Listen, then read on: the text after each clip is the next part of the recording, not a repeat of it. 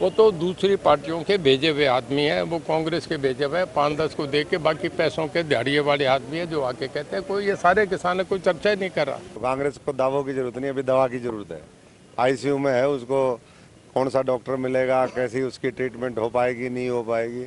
तो वो देखते हैं कि वो कहते हैं हम तो डूबे सनम, तुम्हें भी ले डूबेंगे। ये कांग्रेस में हो रहा है। इलेक्शन लड़ती तो अब तक सबके कैंडिडेट आ गए, कैंडिडेट आ जाते हैं, कैंडिडेट डर रहे हैं। उन्हें सरसा रोड देख के डर लगता है जब दिल्ली में देखते हैं कि सरसा रोड जा रहा है। नहीं, कांग्रेस तो दबी दबाई है। कांग्रेस अपने बोझ तले खुद ही दबी हुई है।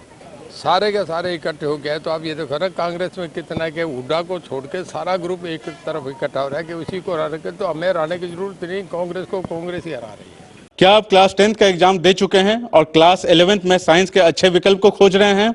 मैं Nitesh Ranjan, I have done my MTech from IIT Kanpur और सीधा कोटा से आपके शहर सिरसा में रिजोनेंस के ब्रांच को लेकर आ रहा हूं।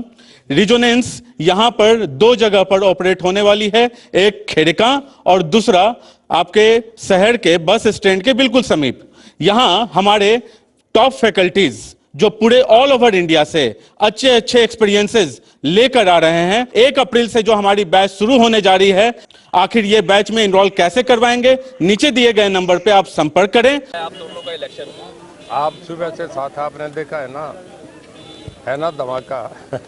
जबरदस्त लोगों का उत्साह है, बहुत करंट है। ये तो अभी तो 1.5 महीना पड़ा है। अब जब लास्ट वाला 1 हफ्ता रह जाऊंगा ना, तब आऊँगा, तब तो आप देखना छतों पे नीचे ऊपर सब एक तरफा माहौल होगा। कब तक आप नॉमिनेशन करेंगे? मैं 2 तारीख को कर रहा हूँ। क्या हाँ पूछो। सर, हाईकोर्ट ने जो जेल विभाग को लेकर एक टिप्पणी की है जिसमें कहा है कि पंजाब को हरियाणा से सीखना चाहिए। हरियाणा की सेफ्टी और सिक्योरिटी जेलों के मामले में बहुत अधिक है। देखिए, मैं धन्यवाद करता हूँ हाई कोर्ट का कि हाई कोर्ट जैसी इतनी बड़ा एक जो जुडिशरी सेटअप है, उसने हरियाणा गवर्नमेंट की फंक्शनिंग की तारीफ करी है। मैं इस पर ये कहूँगा कि हम उनके धन्यवादी हैं कि उन्होंने हमारे काम की तारीफ करी। बाकी उन्होंने क्या कहा ये उनका जजमेंट है, कोर्ट का मैटर है। इससे ज़्यादा मेरा कहना थी, मैं उनका धन्यवादी हूँ। अच्छा, बात की जाए तो कांग्रेस की क्या स्थिति देखते हैं पूरे ओवरऑल और हरियाणा में? मुझे लग रहा है कि इस इलेक्शन में तो कांग्रेस शायद मुझे लड़ती नहीं लग रही, शायद अगले इलेक्शन की तैयारी में है। ये इलेक्शन लड़ती तो अब तक सबके कैंडिडेट आ गए, कैंडिडेट आ जाते हैं, कैंडिडेट डर रहे हैं। उन्हें सरसा रोड देख के डर लगता है जब दिल्ली में देखते हैं कि सरसा रोड जा रहा है। ना हिसार का रहा ना सरसा का रहा। उम्मीदवारों की घोषणा जल्द करने का दावा कर रही है कांग्रेस।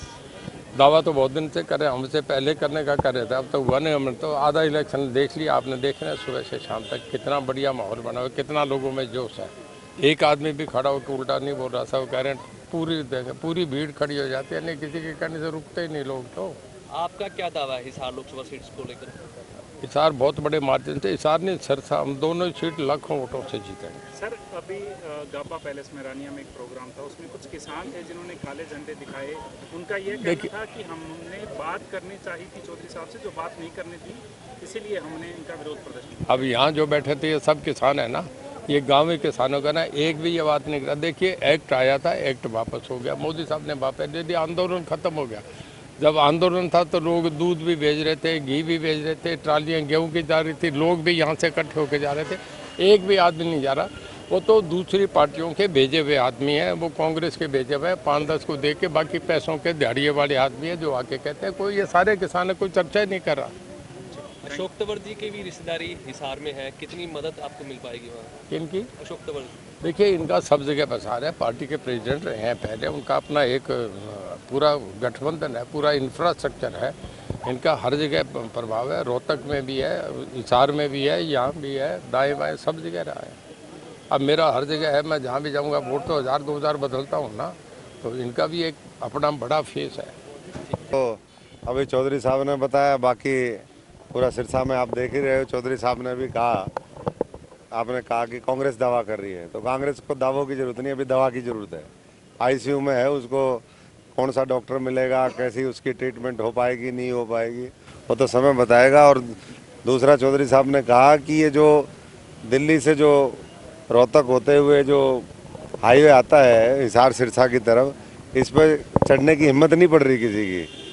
तो सोच रहे हैं कि भाई चले ना चले, मजबूरी में हो सकता है लड़ना भी पड़े, लेकिन भारतीय जनता पार्टी के सभी उम्मीदवार, केवल हम दो नहीं, सबका चुनाव करीबन आधा चुनाव, आधे जगह हमने दौरे कर लिए। चुनाव प्रचार हमारा बहुत जोरों के ऊपर है और मैं समझता हूँ कि अभी रफ्तार और पकड़ेगी।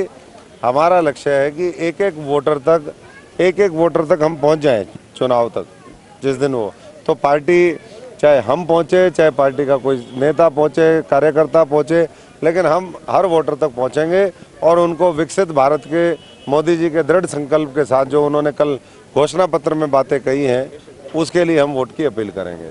आप दोनों कांग्रेस के बड़े पदों पर रहे हैं, क्या माना जाए कि कांग्रेस को आप दोनों ही दबा देंगे?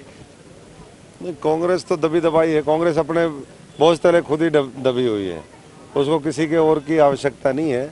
अब तो मैं समझता हूँ कि पूरा देश जो है वो ये चाहता है कि 140 करोड़ लोग हैं वो उन्नत भारत में, विकसित भारत में रहें और उसके लिए वो जनादेश देंगे, बहुत मजबूत जनादेश देंगे।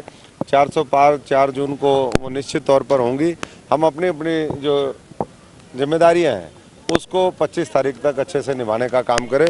और यहाँ आप देख रहे हैं किसान, मजदूर, छत्तीस बिरादरी, छोटे छोटे दुकानदार, सब लोग यहाँ पर आए हैं और ये खारिया आज यहाँ ये कई गाँव का सेंटर है, तो यहाँ से एक संदेश जाता है, बहुत ही ऐतिहासिक है। चौधरी साहब से हमने गुजारिश करी थी, पार्टी ने इनकी ड्यूटी लगाई, ये आज आए, इनका बहुत बहुत स्वागत और अभिनंदन है।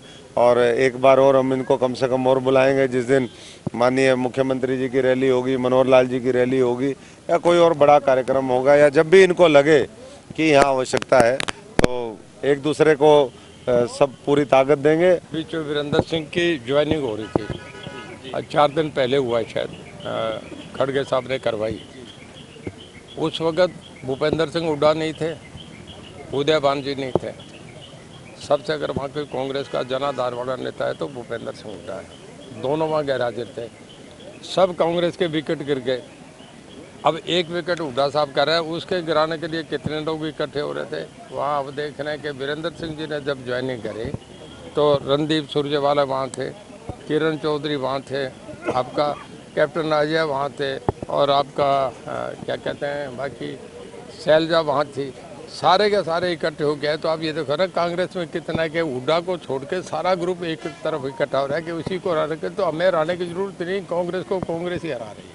तो साहब ये चर्चा ये भी चल रही है कि कुमारी शैलजा ने कांग्रेस के आगे वीटो लगाया है कि अगर मैं चुनाव लड़ूं तो भूपेंद्र सिंह हुड्डा क्यों ना चुनाव लड़े, वो भी सोनीपत से मैं वही कहना, इसी बात से तो भय का पता लग रहा है ना कि उन्हें डर लग रहा है कि हुड्डा लड़ेगा नहीं। हुड्डा को भी पता है चुनाव एक हार लिए, वो क्यों लड़ेंगे। तो वो देखते हैं कि वो कहते हैं हम तो डूबे सनम, तुम्हें भी ले डूबेंगे। ये कांग्रेस में हो रहा है। दीपक बाबरिया ने भी हुड्डा की सपोर्ट की है कि हुड्डा साहब जो है वो नेता प्रतिपक्ष है, वही ठीक है, उनका बेटा है, वो रोहतक से चुनाव लड़ेगा। ये देखिए पार्टी के अंदर का मामला है, उसमें हम क्या कहेंगे। बाबरिया साहब उनके प्रभारी हैं, वो उन्होंने अपने जो उनका अपना ज्ञान था वो उन्होंने अपना दे दिया। पर यहाँ के लोगों ने तो यहीं रहना ना, कई प्रभारी आए कई चले गए। ये जो कांग्रेस में तो इस तरीके का मामला है कि एक दूसरे को तबाह करने का काम करते हैं। कांग्रेस में उनके तबाह करने का रिजल्ट है कि हम दोनों आज बाहर खड़े हैं। धन्यवाद।